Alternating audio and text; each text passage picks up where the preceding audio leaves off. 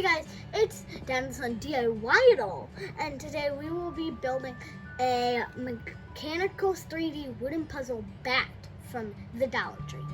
So we recently picked this up in their Halloween display, and so we're gonna crack this open, look at the instructions, and get to work. Hope you enjoy. All right, so here we are with the package open. So you have your screws and accessories. You have your two wooden panels that you gotta pop out your pieces, and then you start building. So we're gonna pop those out off camera, and we'll be right back. All right, now that we popped out all the pieces, we're gonna move on to step one, and Son's gonna help me collect those, and we'll come back and put that together. All right, so the first step, and Son collected everything for me, is to connect these parts together to make essentially knobs. And then you place the knobs through here. And can you get me the 4 rounds, bud? Yep. Wait, can I put them in? Yeah. Go ahead and put them on the back. Wait, there. 2 on both? Yep. 1, 2, buckle, my shoes, 3, All right. 4. We'll collect everything for step 2 and be right back. All right, one thing we forgot to show in the last step, which somebody's bound to point out, is that we didn't put the gears on. And so we went back and did that. We will tell you, and Son can agree, that that was tougher than we thought it'd be. And so keep that in mind, that it's a very tight fit. Yes, very tight. All right, so for step 2, you need these 4 pieces. And then another tip that we like to give folks is whether we're building crafts or Legos, we always use a small Tupperware dish or plastic bowl for our little pieces, so that way they don't go running all over the place or get knocked over and Okay, missed. so can I do the next step on camera? So what you do is I have one of these. I'm going to take the screw out because I want to show you guys a peg. on camera. Peg. And then I'm gonna, so you gotta find the hole, put that screw there, and then put one of them here. Yeah, you're gonna put a nylon washer on next. If it's a little tight, let me know, I can help out.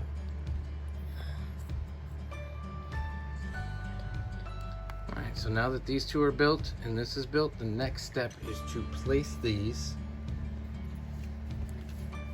on to the X spot here. We're gonna see how tight these ones are.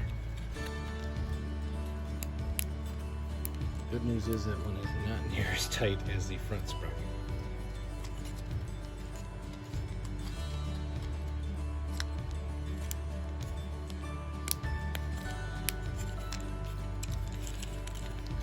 And there you are. Alright, so step 3 is attaching this to the bottom, putting this in the center, and then using this little tiny screw to anchor it in the bottom. So we're going to grab a small screwdriver and be right back. Alright, so we added this to the base, and then we added this peg here. So this screw goes in this little opening right here.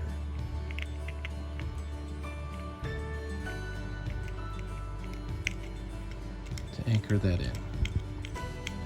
I will tell you, for crafts like this, if you do not have one of these sets, it'll save you a ton of time. Not only do they have the tiny screw heads that you need, but they also allow you to turn that and almost use it like a ratcheting to get those tiny screws so you don't lose them during your projects. All right, that was step 3. We'll move on to step 4, which is attaching the sides and the tops of the box. So right now we're gonna line it up, or at least I'm gonna try to. Hold on.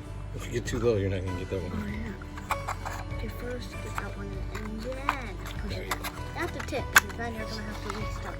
And these are really hard to get out of. So. Yeah, that's a great example. So if you're doing this craft with kids, kids can help get it lined up, but these are so tight that my suggestion is somebody that's either worked with thin wood like this, or a parent handle getting these together. Otherwise it's going to break and there's going to be frustration. So it is a good project to do with kids, but just keep in mind that parents will be highly involved.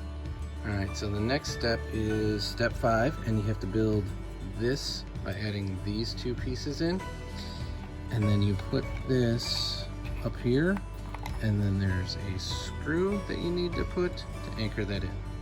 We're gonna do that off camera and be right back. We're just gonna finish tightening this up, and then we'll move on to step 6, which is assembling the wings.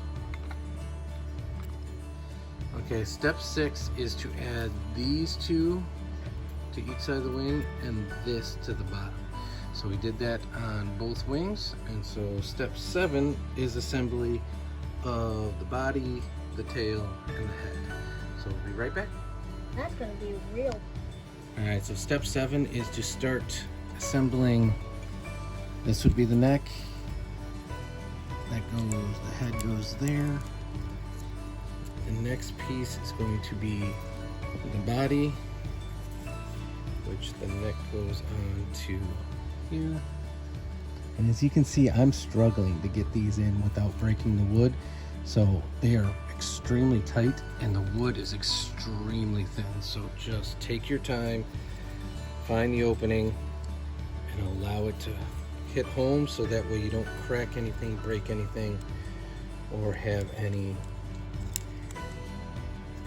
cuts or scrapes like that as you're going through this. So we'll be right back. So part of this step is to build feet, and just know as you're building it, the feet actually go on the bottom piece that's already anchored to the mechanism or gearbox. They don't go on the upper part of the body that you're building presently. All right, step 8 is going to be to connect these to the wings right there.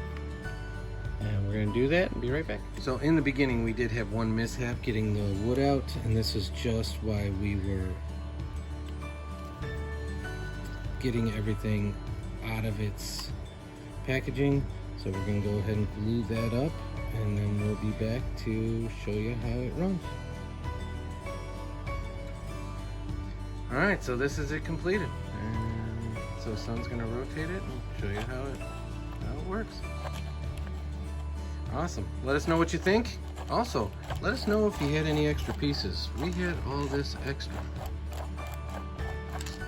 And then if you have any thoughts on us painting it, let us know if we should paint it or just leave it as it is, just raw wood. Thanks much. Hope you enjoyed. And if you want to see more like this, feel free to check out our Dad and Son DIY channel. Bye, guys.